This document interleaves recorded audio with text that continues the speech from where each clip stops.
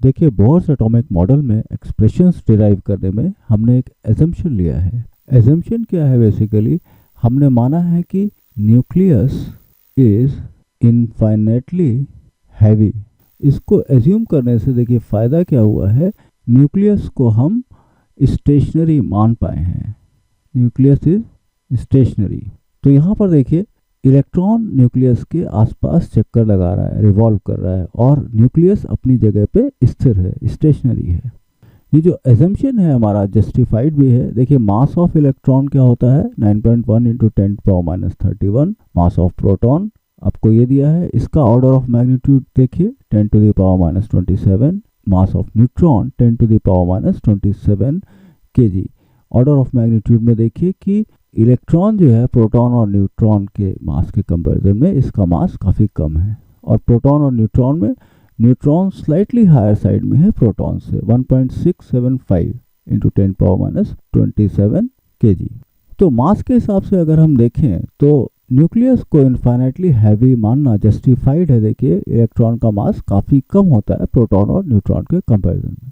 लेकिन अगर ऐसा हो, मान लिया कोई आपको हाइपोथेटिकल एटम दिया हो जहाँ पर आप ऐसा एज्यूम नहीं कर सकते, उस केस में आप क्या करेंगे? तो उस केस में हमको करना क्या होगा, हम मास ऑफ इलेक्ट्रॉन जहाँ जहाँ पे आया है एक्सप्रेशन में, उसकी जगह पे हम इलेक्ट्रॉन का रिड्यूस्ड मास रख देंगे।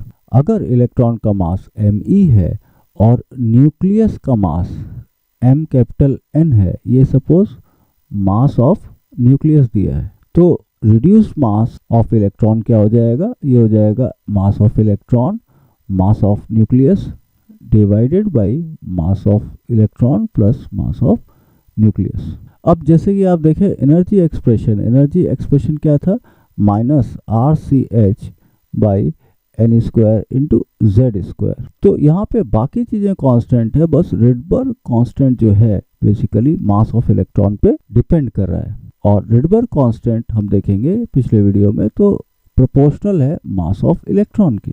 तो इस केस में क्या होगा, इस केस में अगर एनर्जी हमको निकालनी है तो रिडबर्ग कांस्टेंट की वैल्यू चेंज हो जाएगी। रिडबर्ग कांस्टेंट, नया रिडबर्ग कांस्टेंट क्या हो जाएगा, r' अगर हम इसको बोले तो पुराने रिडबर्ग कांस्टेंट को हम m से डिवाइड कर दें और क्या करेंगे, नए रिड्यूस्ड मास से मल्टीप्लाई कर दें। अगर हम मास ऑफ इलेक्ट्रॉन को me से करें तो ये me हो जाएगा, me से हमने डिवाइड कर दिया।